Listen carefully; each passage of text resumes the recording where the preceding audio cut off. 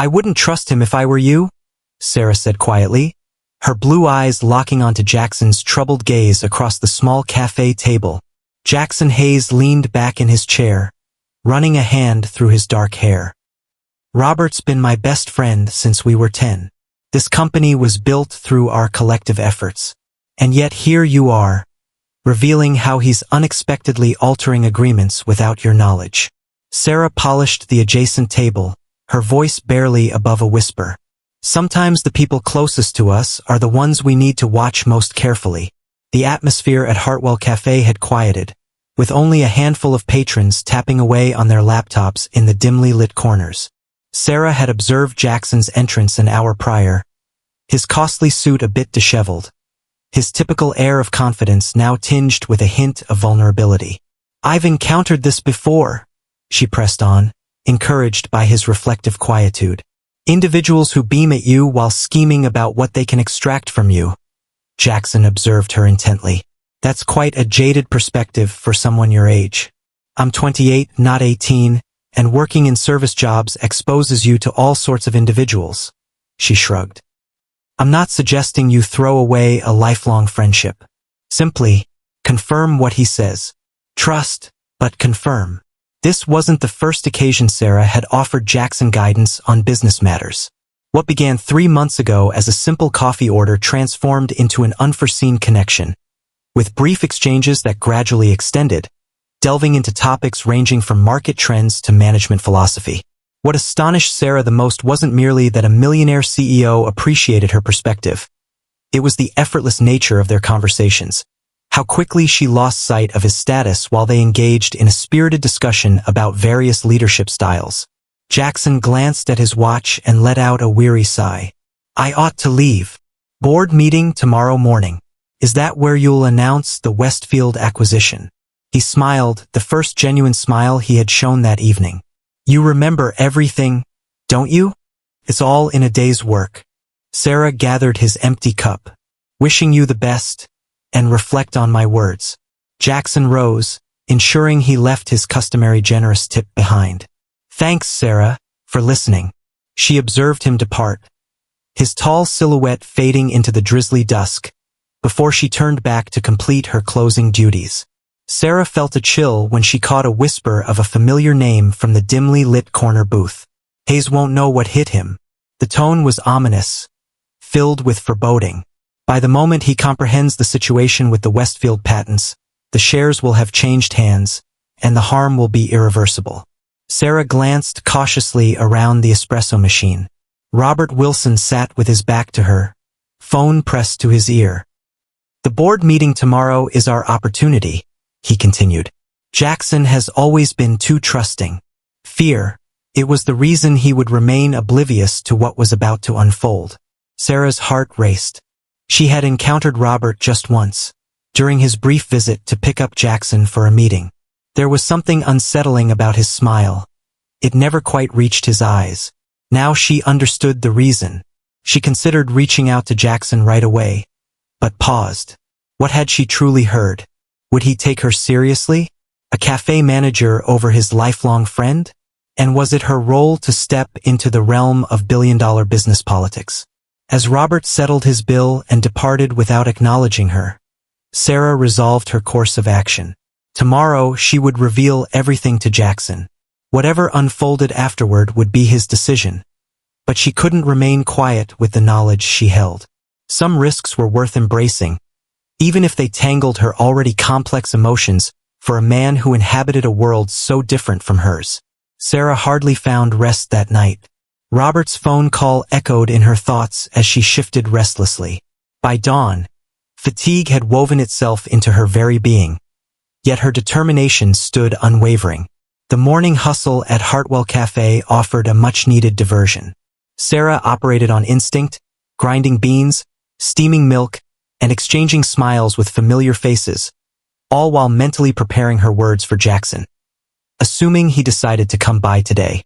You look terrible, remarked Mia, her coworker and dearest friend, as they replenished the pastry display. Thanks. Just what a girl wants to hear. Seriously, what's going on? You've been glancing at the door every 30 seconds. Sarah paused. Just waiting for someone. Your dashing CEO.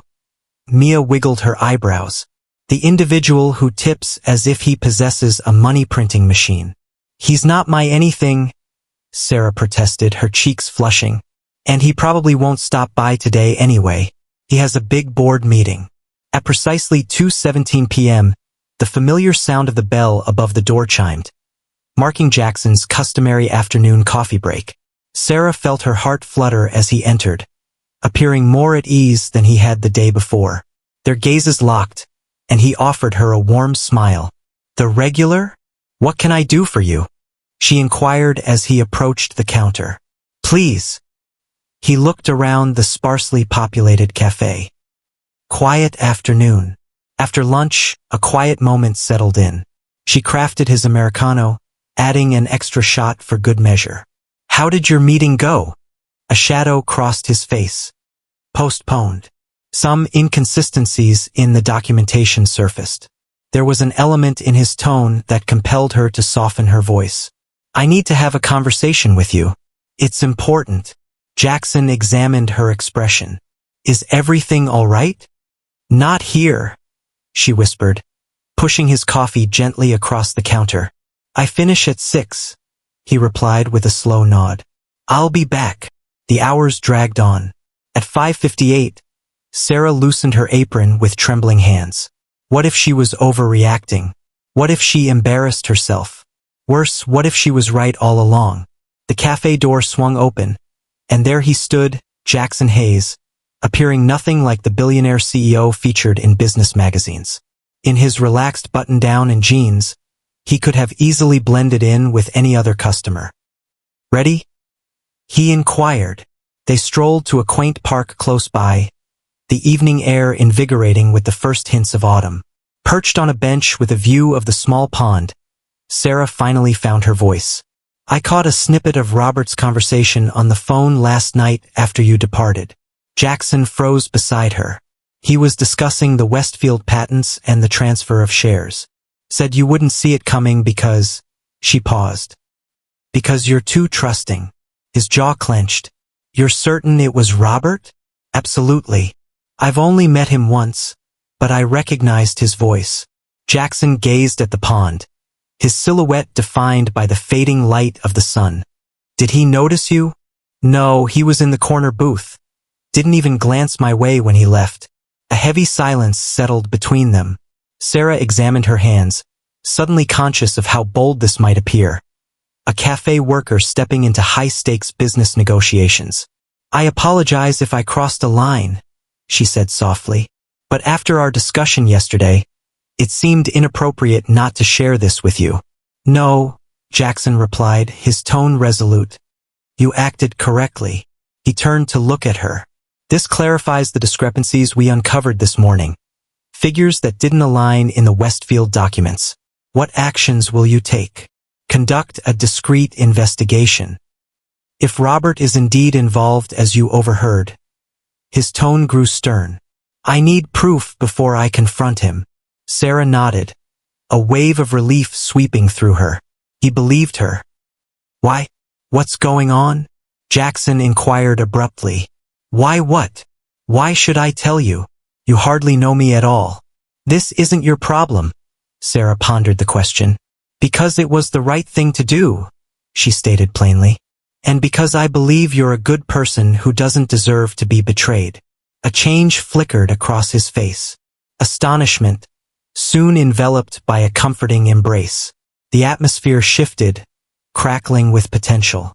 The sudden buzz of his phone shattered the stillness of the moment. Jackson examined it and winced. I must leave. There's an emergency on board. He rose and then glanced back. I appreciate your courage, Sarah, she said with a smile. Just exercise caution. Individuals like Robert, they aren't fond of being discovered. I will, he paused. Would you? There's a charity gala this weekend, for the Hayes Foundation.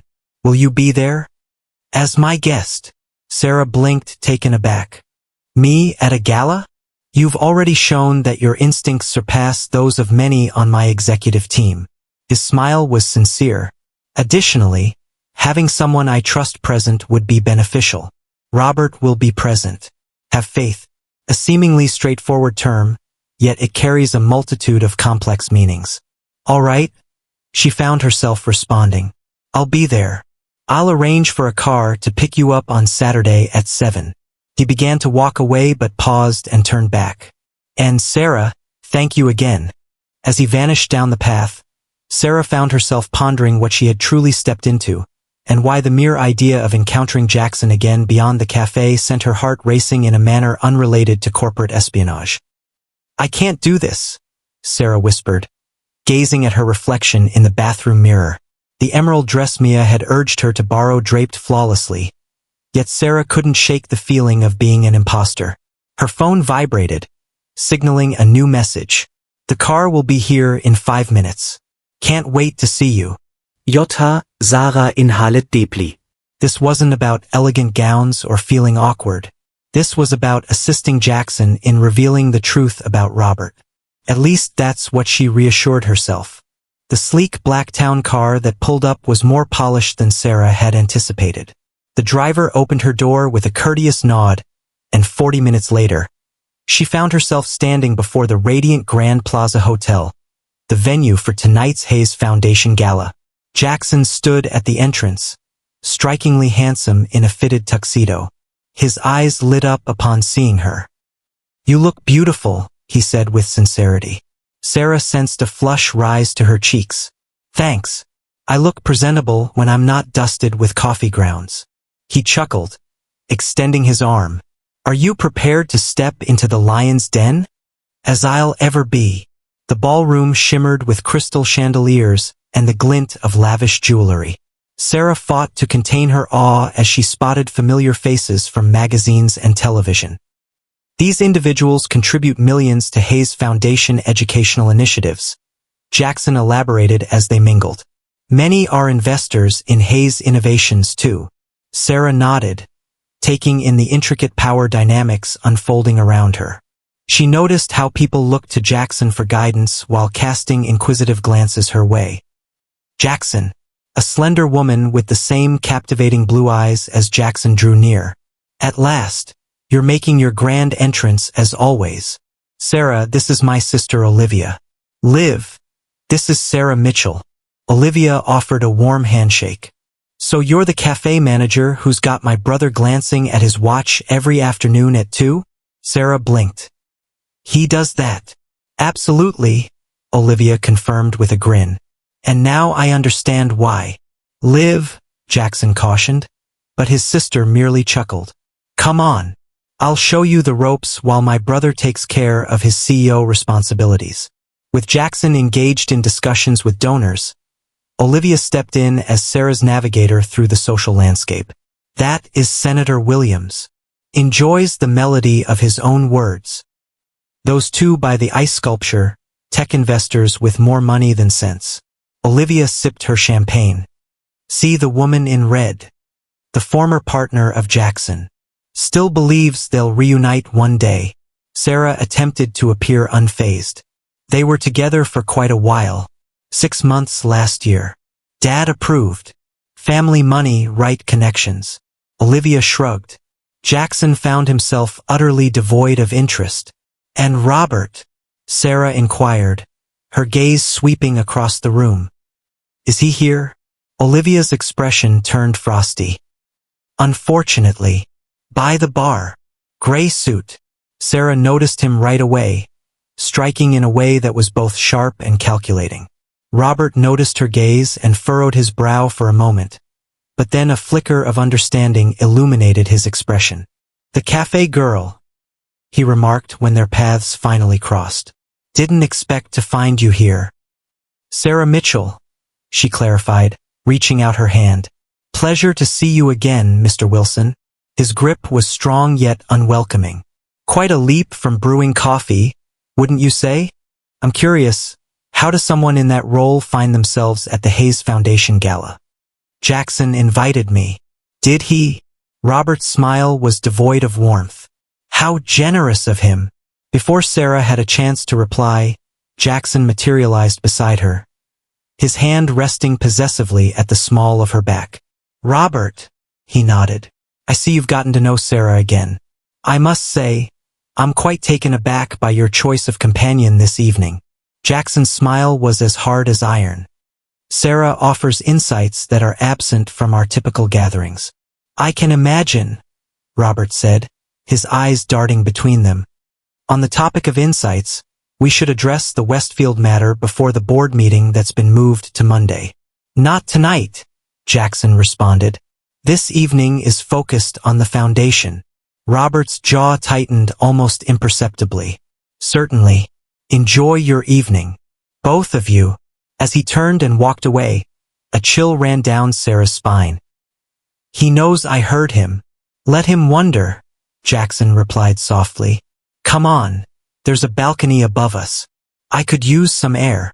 Away from the crowd, they stood side by side, gazing at the city lights. Sarah felt the tension melt away from her shoulders. Thank you for coming tonight, Jackson said. I realize this isn't your usual environment. It's fascinating to observe your reality. And what are your thoughts on it? Sarah pondered. It's stunning yet daunting, with everyone scrutinizing one another, assessing. That's precisely it, he replied, taken aback. Many individuals only perceive the allure. I'm not like everyone else. No, he conceded quietly. You're not.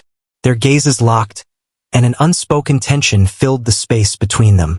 Jackson leaned in, his eyes fixated on her lips. Sarah's heart raced as she lifted her face. There you are. Robert's voice sliced through the tension like a blade. The Winchesters wish to speak with you before departing, Jackson. They separated, the moment disrupted. Jackson's demeanor shifted as he faced his friend. We'll continue this discussion later, he said to Sarah, his gaze conveying significance, before following Robert indoors. Left alone, Sarah stared out at the city, her feelings a chaotic storm. What was she up to? Getting swept up in feelings for Jackson Hayes was never in the cards. It simply wasn't possible. They existed in separate realms that had only briefly intersected. As she observed him navigate the room with an ease that seemed almost magical, stealing glances her way amidst the throng, Sarah realized that her heart was already beyond her reach. You're no longer part of the team, Sarah. I'm sorry, but I don't have a choice. Sarah fixed her gaze on Mr. Hartwell, the cafe owner, her thoughts racing to comprehend his statement. Fired. But what is the reason? My performance reviews have been flawless. The older man averted his gaze. A customer has lodged a significant complaint. They mentioned you've been talking about sensitive business details gathered from clients. He let out a deep sigh. They claimed you've been leveraging what you learned to secure competitive edges. That's absurd. Sarah's tone escalated. Who would make such an accusation? An exceptionally notable entrepreneur. He presented me with proof. Notes you allegedly compiled regarding company acquisitions. Investment advice. Sarah felt her complexion pale. Robert, it was inevitable. Those notes don't belong to me. Someone is framing me. Mr. Hartwell sighed, shaking his head in sorrow. I have known you for 3 years, Sarah. However, this businessman is poised to pursue legal action against the cafe unless I promptly end your employment. He pushed an envelope across the counter. Severance of 2 weeks. I wish I could do more. Stunned, Sarah stepped into the bright morning sunshine, clutching the envelope tightly. Her hands shook as she reached for her phone to call Jackson. She had to alert him that Robert was moving against her, which likely meant he was aware they were onto him. The call went directly to voicemail. She attempted once more an hour later. Then again that evening. Silence lingered. By the 3rd day, the reality settled in with a heavy weight. Jackson had no intention of reaching out again. Whatever Robert had conveyed had proven effective. She had been removed from both their lives with remarkable precision. He's a millionaire CEO, Sarah, Mia said softly, as they enjoyed a bottle of wine in Sarah's small apartment. What did you think would happen? That he'd pick the barista over someone he's known forever? Sarah gazed into her glass. I thought he would at least consider my perspective. Guys like him don't function in reality. They eliminate individuals from their lives, not dialogues. Sarah reflected on Jackson's sincere smile, the attentiveness he showed when she spoke, the way he had gazed at her from the balcony. Was it all a performance? Or had Robert's sway been that significant? Meanwhile, across town, Jackson occupied his penthouse office, a glass of scotch in hand, fixated on the proof Robert had laid before him. Images capturing Sarah in discussions with executives from rival firms, scribbled notes detailing Hayes Innovations' acquisitions and stock fluctuations, messages exchanged between Sarah and unidentified contacts about strategies to approach Hayes. Everything appeared incriminating, and it all seemed off. You must sever all ties, Robert had urged. This woman played you, Jack. Used your trust to gather insider information. Jackson had wanted to confront her, to witness her reaction when questioned about the evidence. But Robert persuaded him that clean breaks were preferable, that engaging would only provide her with the chance to manipulate him further. So, he blocked her number, instructed his assistant to refuse her calls, and immersed himself in work, all while trying to ignore the emptiness in his chest. You did the right thing, Robert said, pouring himself a drink from Jackson's bar. She was clearly after company secrets, or worse, your money. Jackson nodded absently, recalling Sarah's genuine surprise at the gala's opulence. How she'd engaged with the catering staff, showing them the same respect she offered to senators. How her counsel had consistently centered on people, not profits. None of it matched the opportunist Robert had depicted. The board meeting's tomorrow, Robert went on. Now that the Westfield deal is back on track, it's essential we present a united front. Absolutely, Jackson responded without hesitation. Once Robert departed, Jackson sat there, fixated on his phone, his thumb poised above Sarah's blocked number. There was an unsettling discrepancy, yet with fortunes on the line in the meeting ahead, he couldn't risk making a mistake. In her apartment, Sarah startled at the sound of a knock on her door. Her heart soared. Jackson. But she was disappointed when she opened it to find Olivia Hayes instead. Can I come in? Olivia inquired, her face set in a serious expression. Sarah moved aside without a word. My brother is an idiot, Olivia declared, letting her designer purse fall onto Sarah's well-used couch. Have you had a chance to talk to him? He's keeping to himself these days. But I know Robert showed him proof that you were using him for company information. Olivia made air quotes around the word proof. And I know my brother well enough to recognize when he's making a catastrophic mistake. Sarah sank into a chair. What brings you here, Olivia? Because, unlike my brother, I actually complete my assignments. She revealed a folder. Robert Wilson exhibits a recurring theme. Businesses where partners inexplicably find themselves sidelined. Assistants dismissed for disclosing information just before deals finalize. 3 distinct allegations of falsified evidence, yet nothing that ever reached a courtroom. Sarah's eyes widened as she turned the pages. How did you acquire all of this? Wealth creates opportunities, Olivia replied with a casual shrug. But what I discovered this morning is truly intriguing. She revealed photographs of Robert meeting with executives from Hayes Innovations' primary competitor. These were captured last week. Sarah's thoughts raced. The following day, I caught wind of his conversation regarding the Westfield patents. Precisely. Olivia leaned in closer. I must understand precisely what you heard, Sarah. Every word. I believe my brother is on the verge of losing his company to his so-called best friend. As Sarah shared her story, Olivia listened intently, her expression serious. We have to present this to Jackson before the board meeting tomorrow, Olivia insisted. But he isn't responding to my calls either. Robert has him entirely cut off. Then we head to the office, Sarah declared, rising to her feet. Now, you'll never get past security. Maybe not, Sarah replied, taking a deep breath. Yet you shall. And once we arrive, he won't have a choice but to listen. Olivia examined her expression closely. You truly have feelings for him, don't you? Not the CEO. My brother. Sarah acknowledged it without hesitation. Are you behind the wheel, or shall I take the reins? Olivia seized her keys, a resolute smile lighting up her face. Let's go save my brother from himself. The security guard at Hayes Innovations recognized Olivia right away, though he raised an eyebrow at Sarah's presence after hours. She's with me, Olivia stated with the effortless assurance of someone who had never faced scrutiny. Family business. They ascended to the executive floor in a heavy silence. Sarah felt her heart race as the numbers ticked upward. He'll be in the main conference room, Olivia clarified. Working late before tomorrow's board meeting. The elevator doors slid open to reveal a quiet expanse of glass and steel.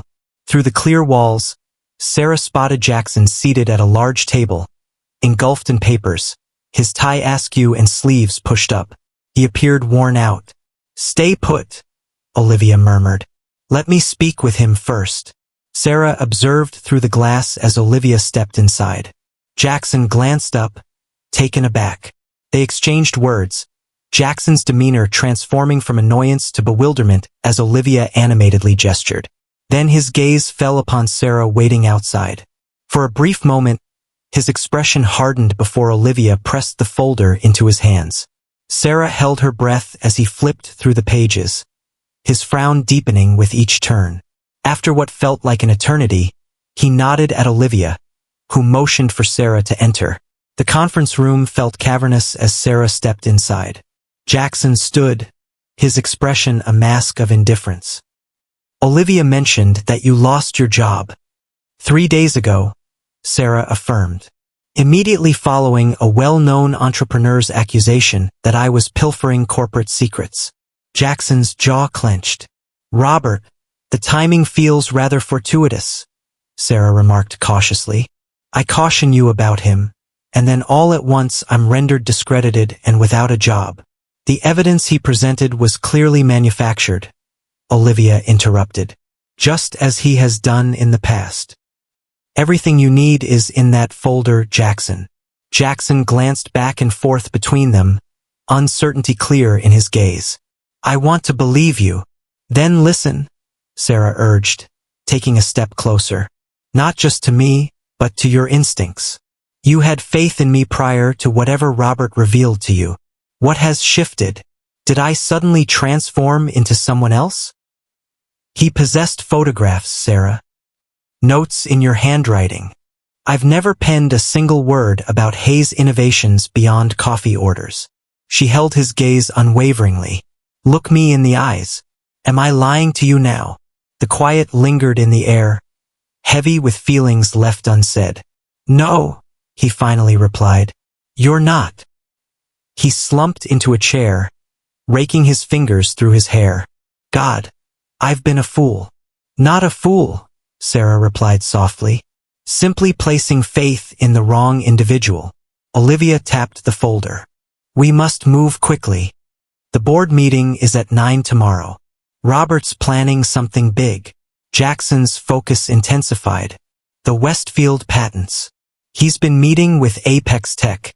He turned to his computer, accessing financial records. Behold this. Uncommon fluctuations in stock prices throughout the previous month. Small amounts, various accounts, yet they all trace back to shell companies. Robert's companies. What did Sarah inquire? I would stake everything on it. Jackson's fingers danced across the keyboard. He's been accumulating Apex shares while setting Hayes up for a downfall. If the Westfield deal falls apart tomorrow, he gains while you lose it all, Olivia concluded. They toiled under the cover of darkness, meticulously following the paths of currency and gathering proof. Sarah reached out to her connections in the service industry, who had picked up on conversations at various cafes and restaurants. Robert engaged in discussions with Apex executives regarding the transfer of patents. You have quite the impressive intelligence network, Jackson remarked, ending her third call. People often underestimate what servers can pick up, Sarah responded. To people like Robert, we might as well be ghosts, Dawn observed, ready for the encounter. As the board members gathered for the 9 o'clock meeting, Jackson looked flawless despite having endured a sleepless night. Sarah and Olivia sat in his office, observing through the window as Robert strode into the boardroom with an air of confidence. 45 minutes later, security led Robert out of the building, his expression pale and filled with disbelief. Jackson stepped into his office, a mix of fatigue and excitement evident on his face. It's done. The board reached a unanimous decision to dismiss him upon reviewing the evidence. You did it, Sarah said, relief washing over her. We did it, he amended. Without you and Olivia. He shook his head in disbelief. I would have lost everything. Olivia glanced at her watch. I must take care of the press release. It will be on the business pages by noon. She embraced her brother before departing, leaving them alone. Quiet enveloped them. Jackson stepped nearer, grasping Sarah's hands gently. I'm sorry, he uttered softly. I regret not believing you. I regret shutting you out. It hurt, Sarah confessed. Yet, I grasped the essence of loyalty. He was your oldest friend, and I disregarded my own judgment for him. His thumb gently traced circles on her palm. Sarah, You don't have to say anything. Yes, I do. His blue eyes locked onto hers, filled with unspoken words. When I believed you had betrayed me, it wasn't solely the business consequences that pained me. It was the act of losing you. The emotions that surge within me when I'm near you. Sarah's heart raced. And how's that? I can just be me. Not CEO Jackson Hayes. Just Jackson. He moved in closer. In recent months, those coffee conversations transformed into the highlight of my days. Mine too, she whispered. This time, as he leaned in, everything flowed seamlessly without a hitch. His lips brushed against hers in a kiss that began softly but rapidly intensified. Months of unspoken tension melting away into something more delightful, more hopeful. As they finally separated, both gasping for air, Jackson leaned his forehead against hers. I ought to have done that on the balcony, he whispered. Sarah smiled. Better late than never. He kissed her again, this time more briefly. I wish to assist you with the cafe matter. I don't need charity, Jackson. Not charity, investment. His eyes lit up. You've shared your vision with me. A cafe centered on the community, offering fair wages and sourcing locally. I've observed the way you engage with others. It's definitely possible to make it happen. I may not have the funds, but I know individuals who offer small business loans and would see your potential if they had the chance to meet you. He held her hands tightly. Just think about it? Sarah paused, then gave a slight nod. I'll think about it. His smile made every sleepless night and every flicker of uncertainty worthwhile. Now, he said, I believe I owe you breakfast. SOS who nearly see their companies crumble due to treachery from close friends ought to treat the women who rescue them to breakfast. Sarah chuckled, feeling a sense of relief she hadn't experienced in days. Deal. As they exited his office side by side, neither was aware of the curious glances. The CEO and the cafe manager walking hand in hand, stepping into a future neither had envisioned just months prior. 6 weeks after Robert's departure from Hayes Innovations, Sarah found herself in an empty storefront, sunlight pouring through expansive windows onto the polished hardwood floors. What do you think? The realtor inquired. It's perfect, Sarah exhaled, picturing quaint tables, a shiny espresso machine, the chalkboard menu she designed repeatedly, the location, the ambience, everything. A considerable amount of interest has been expressed, the realtor cautioned. We have another showing this afternoon, Sarah said, her mind racing with figures.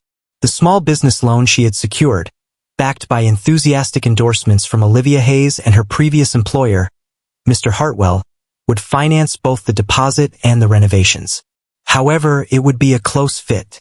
I want to make an offer, she stated with conviction. Once outside, having completed the initial paperwork, Sarah reached out to Jackson. Their connection had developed organically throughout these weeks. Evenings filled with shared meals, deep discussions, and a cozy closeness that remained thrilling. I've found it, she said when he answered. The perfect space for Cornerstone Cafe. That's fantastic. His voice enveloped her with warmth, even over the phone. Where? Maple Street, close to the university. It requires some attention, but the foundation is solid. Do you want me to review the contract before you finalize anything? Sarah paused.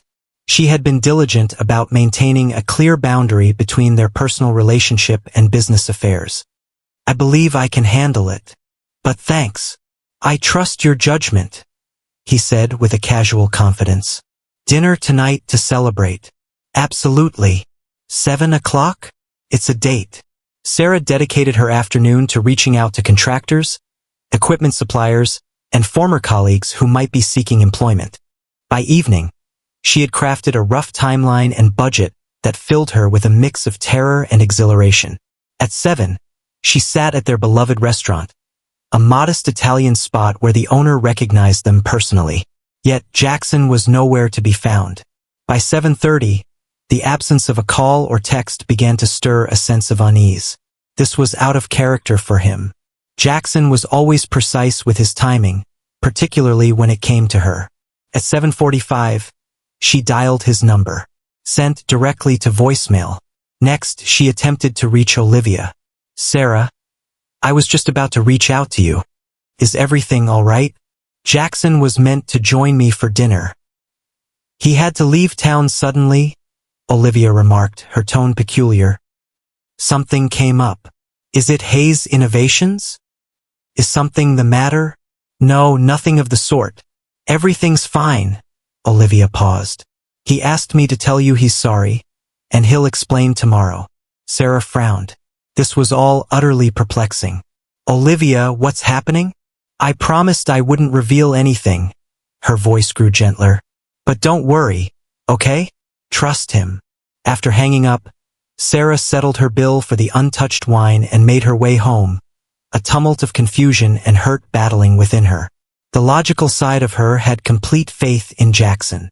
Yet a faint voice murmured uncertainties. Individuals didn't simply vanish without reason unless something was amiss, or unless they were concealing something. The following morning arrived with no word from Jackson. Sarah immersed herself in the cafe preparations, attempting to push aside the emptiness gnawing at her stomach. By the afternoon, she had finalized the lease papers for the storefront. This should have been a moment filled with joy and excitement. Instead, she found herself sitting alone on the vacant floor of her future cafe, pondering why the man who had inspired her to take this leap wasn't present to share the moment. Her phone rang. Mia, where are you? I'm at your apartment with the paint samples. In the cafe space, Sarah responded. I have signed the lease. Can you imagine it without my presence? I believed we were in this together. Apologies, I simply had to find something to occupy my time. Yet, there's still no update from Mr. Billionaire. Silence. Olivia insists that everything's fine, yet something feels off, Mia. For the time being, let's set it aside. It's time to get ready for your soft opening next week. The contractors mentioned they would be available to work over the weekend. Correct? Sarah offered a faint smile. Understood. I'll be home soon. The following 5 days unfolded in a whirlwind of tasks. Painting, installing equipment, hiring staff, crafting menus. Sarah poured herself into 18-hour days, collapsing into bed each night, utterly spent. The soft opening is set for Saturday. Friends, family, and a handful of local business owners are invited to experience Cornerstone Cafe's offerings ahead of the public opening on Monday. There's still been no update from Jackson. Sarah reassured herself that it was inconsequential. This was her aspiration, her triumph. She didn't require his presence for affirmation. Yet, as she placed flowers on the freshly installed counter that Saturday morning, her heart felt distant. Mia joined her, fiddling with her new barista apron. Everything looks incredible, boss. Thanks, Sarah replied with a smile. I just hope people show up. They will, Mia reassured her with a gentle squeeze on the shoulder. Oh, and I invited Olivia. She hoped that was acceptable. Sarah nodded, trying to set aside the pain that came with anything related to Jackson. Certainly. At noon, The door swung open for the soft launch. Sarah donned her polished smile, prepared to welcome her inaugural guests. Yet it was not friends or neighbors who made the initial entrance. It was Jackson. He lingered in the doorway, appearing a bit disheveled, clutching a small box in his hand. Their gazes locked across the distance she had crafted, and the world around them dissolved. "You're here," she stated with quiet certainty. "I wouldn't miss this," he said, stepping closer to her. "Sarah, I truly apologize for vanishing. Where have you been?" A flicker of unease passed over his expression, a sight she seldom encountered in the self-assured leader. "I needed to meet your parents." Sarah blinked. "My parents? In Ohio? What is the reason?" Jackson clasped her hands in his, appearing unaware of the small crowd forming behind them. "Because I needed to ask them something important." His blue eyes locked onto hers. Something traditional, yet essential. Understanding unfolded gradually, then surged all at once. "Jackson." He knelt down, still grasping her hands. The cafe was enveloped in silence. "I've dedicated my life to creating," he stated, his voice unwavering even as vulnerability flickered in his gaze. "A company, a fortune, a reputation. Yet, nothing I've created has ever resonated as deeply as what we've forged together these past months." He unveiled the small box, revealing a ring that captured the afternoon sunlight, elegant yet understated. "You cautioned me once against blind trust," he continued. "In that moment, you revealed the true essence of trust, the genuine nature of love." He paused for a breath. "Sarah Mitchell, will you be my wife?" Time seemed to stand still as Sarah gazed from the ring to the man kneeling in front of her. The cafe, a vision brought to life. Jackson, a fantasy she had not yet allowed herself to recognize until this moment. "Yes," she whispered. Then, with increasing fervor, "Yes." As he gently placed the ring on her finger and leaned in for a kiss, the sound of applause filled the air around them. Sarah caught sight of Olivia and Mia up front, their eyes glistening with tears yet their faces lit up with smiles. "I wanted to tell you," Olivia said as she embraced Sarah moments later, "but he made me promise." "Worth the wait," Sarah replied, her smile unwavering as Jackson held her waist securely. "The cafe is incredible," he whispered softly in her ear. "You're incredible." With Jackson at her side, Sarah welcomed her guests, poured coffee, and graciously received their congratulations, celebrating both the cafe and her engagement. The gentle unveiling turned into an unexpected festivity, stretching late into the night. As the evening deepened and only their closest friends lingered, Sarah and Jackson found themselves by the window, captivated by the sunset that bathed the street in a golden hue. "I was afraid you'd left," she confessed softly, "that you'd changed your mind about us." "Never." He pressed a gentle kiss to her temple. "I aimed to approach this properly, to meet your parents and seek their blessing." "And what was their response?" "Your father mentioned I should be ready to drive to Ohio for the holidays." Jackson smiled. "Your mother inquired about my plans for your career." "And what was your response?" "I meant to stand by your dreams with the same intensity that you've stood by mine." He turned her to face him. "This space belongs to you, Sarah. Your dream, your success. I feel fortunate to be woven into this narrative." Sarah surveyed her cafe, appreciating the life she was creating. "Our story," she amended, standing on her tiptoes to press her lips to his. "It's only just beginning." "Happy anniversary," Jackson said, sliding a small gift box across their special table at Cornerstone Cafe.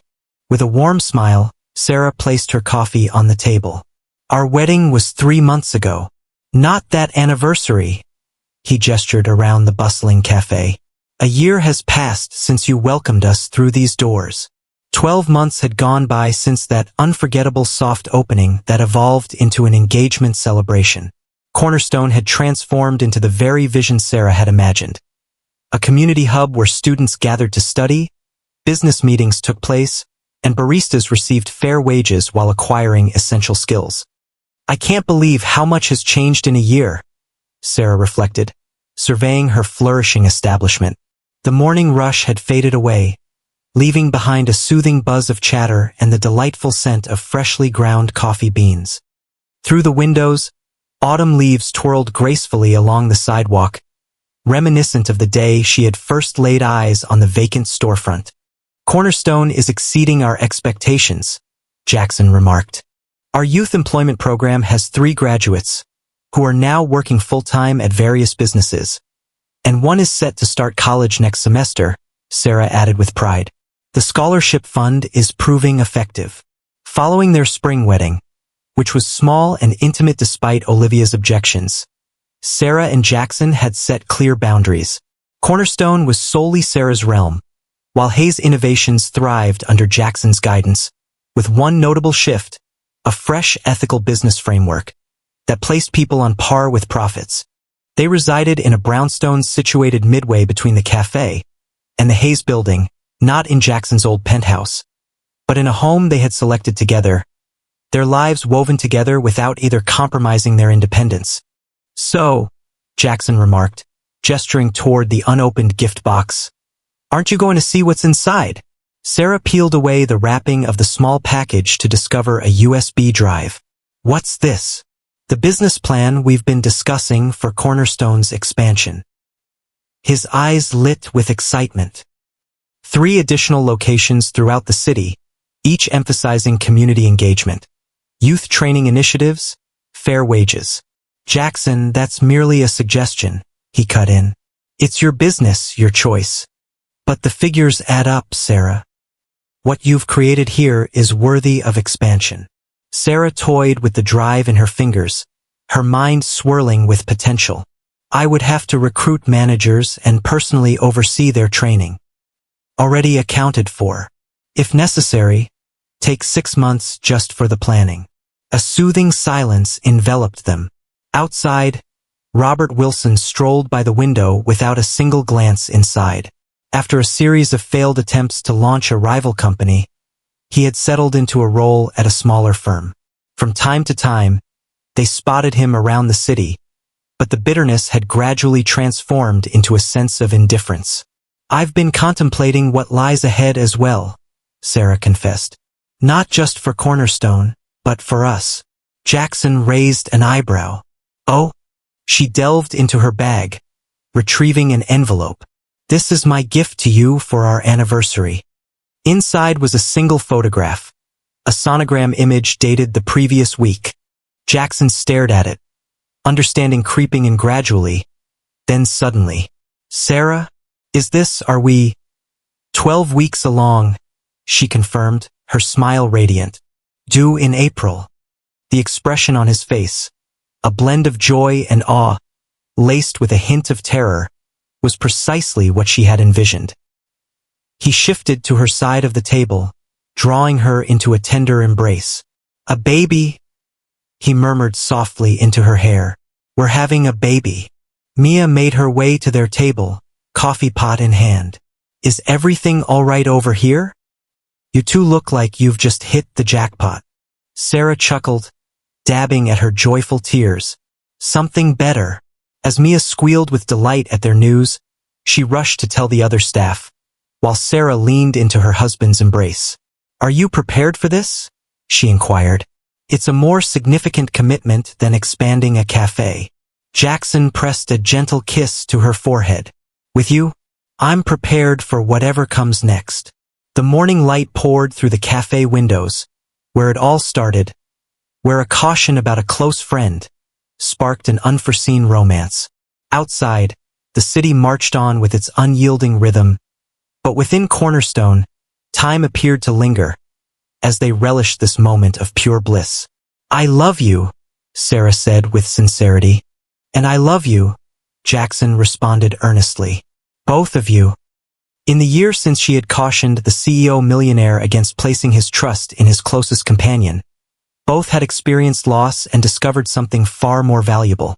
As they sat side by side, mapping out their future together, Sarah felt a smile spread across her face at the unforeseen journey that had brought her to this moment.